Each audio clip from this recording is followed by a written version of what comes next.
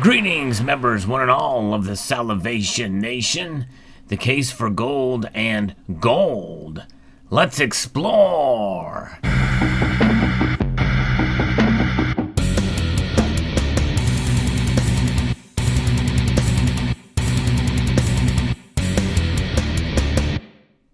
There's an interesting piece over at Yahoo Finance, of all places, authored by Gavin Graham, that talks about this. You know, we know the fundamentals of gold, and there's fairly diverse ways to be able to put your money into it, not only in terms of the physical, but also in the ETFs and mining stocks.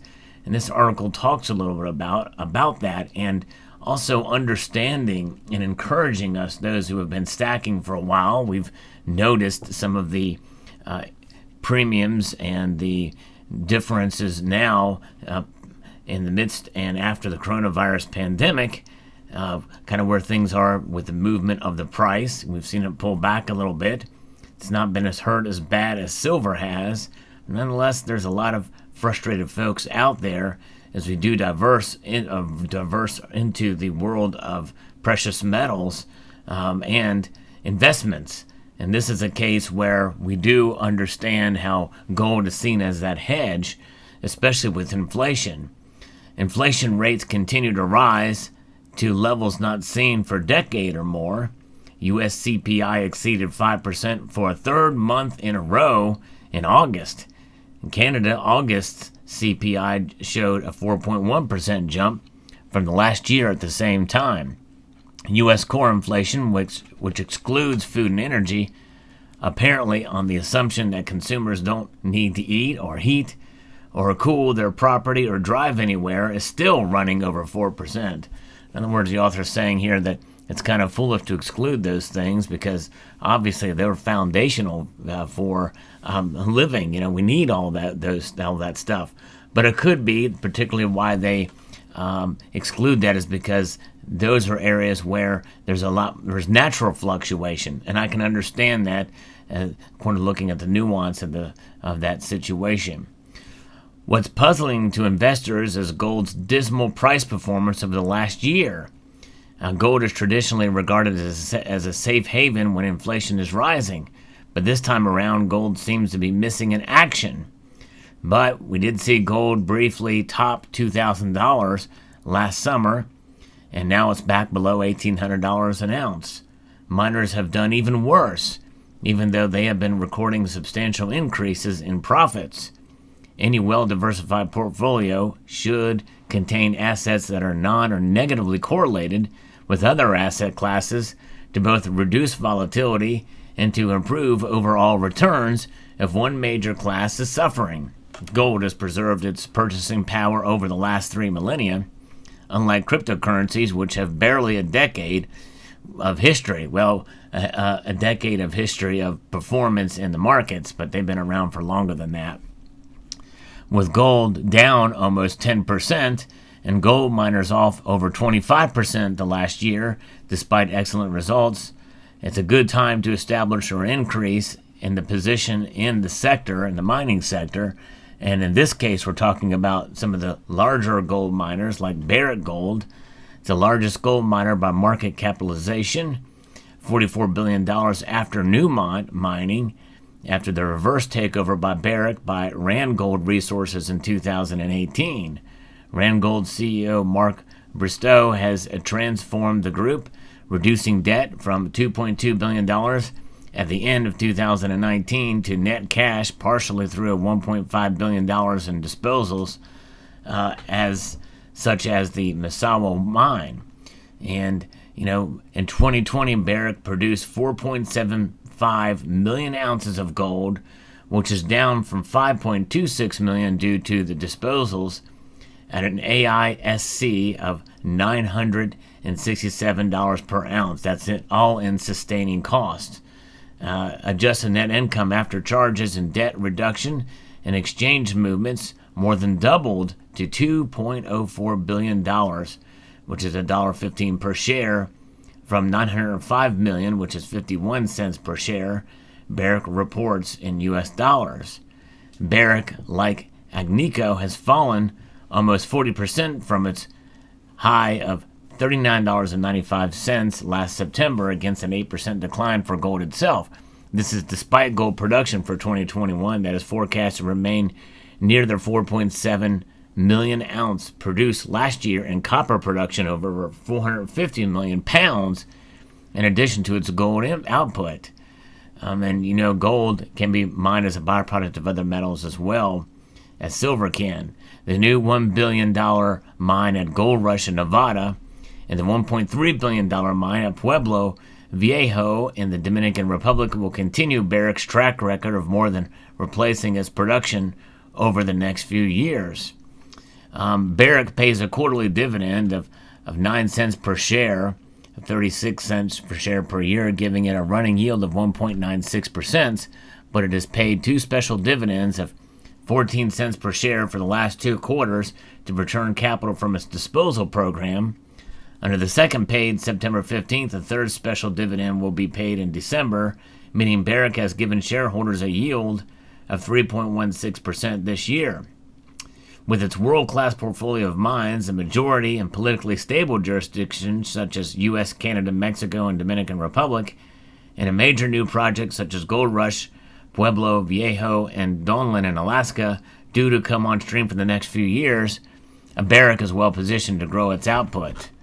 Mr. Bristow's long-term relationship in politically volatile regions has resulted in good performance from mines in the DRC, the Dominican Republic of Congo, Tanzania, and Papua New Guinea as well, with the added bonus of its copper exposure benefiting from the demand of electric vehicle. Barrick remains a buy. And so this is kind of a bullish article here about this well-established gold mining stocks. And this is not a sponsored video, by the way, but I do talk about mining stocks, especially in the exploration sector, which is kind of the opposite end, where there is a short-term opportunity to be able to put money into a potential high risk and potential high reward situation for a period of time. It's about discovery and the like, but these are well-established mining companies, which are much more, even though they're risky too. Essentially, with the prices low, this may be one better bet in a case, much more stable bet, in order to put your money outside of holding the physical itself. So the case for gold and gold is, well, gold, mining stocks such as Barrick, safe investment strategies for gold, and then buying the physical is not considered an investment strategy, but more a hedge against economic instability, because this metal itself in the physical form, the risk is in the premiums and in the movement in the price, but that is a nominal risk in terms of how gold has performed over a course of a long period of time. And that's what it's about. This is why my main focus is essentially in the physical. The risk I take in the holding that physical is the fact that you're paying these premiums, which, by the way, when you take into account the percentage of the amount of value you have in the metal, it's much lower with gold than it is silver. And the price doesn't fluctuate as much as it does with silver. That's not to say that silver is a bad strategy. I believe in it as well, too. I've purchased some silver lately, and you'll see a video on my largest silver purchase for the year coming soon. And nonetheless, I believe gold being that ultimate hedge, the ultimate stable money that central banks hold in physical form in order to, to hedge themselves against the ultimate, which is a collapse of the whole financial sector and systems. You can essentially kind of reset with gold because it has proven itself over it's proven itself over millennia, and that's what it's about in the physical. Now, the mining stocks, there's opportunity there, depending on what is how it's mined and what the price performance is, and that's kind of what this article shows here that talks a little bit about that. But nonetheless, I believe gold being the metal for what it is, there's different ways to be able to leverage yourself and to diversify within one precious metal. And that's what this video is about. And so if you have any interest in that, you certainly can feel free to research on your own some of the mining stocks. It's not an area that, admittedly, even though I talk about them on the channel in both sponsored and unsponsored videos, it's not something that I've dabbled in personally because I'm extremely risk averse. But I see opportunities where they are, and some of them have performed quite well in the mining sector, and people have done well diversifying in this field. I would give one other word of caution before investing in any stock, by the way, not much less these two stocks, Newmont Mining and Barrick Gold, which are well-established companies, safe investment strategies. These are you probably can't get any safer than this as far as I'm concerned, as far as being established for both the short term and long term. But that is to do your own due diligence and do your own research before investing in anything. In fact, I'll take it a step further. You've heard me talk about on this channel before too, about even buying the physical gold. Do your own research there too. Make sure it is right for you, for the type of gold that you buy, for the risks that are involved, understanding the price, understanding value, understanding the agent from which you buy. Is it a bullion dealer? Is it from your local coin shop? There's some factors you got to do your research there. Only buy that which you are comfortable with, what you understand. And that really sums it up for anything that you put your money into. This is your hard-earned money.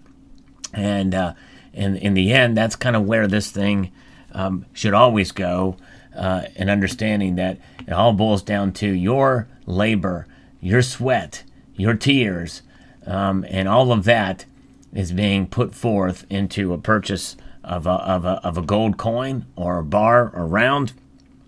And so therefore, you want to make sure that you are comfortable and you are confident that you're doing the right thing.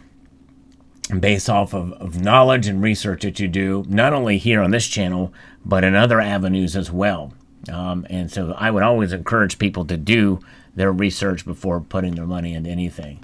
And there you have it. Let me know what your thoughts are in the comment section below. Would like to extend a multitude of gratitude to you all for taking the time to watch this video, and to encourage you to please rate, share, comment, and subscribe.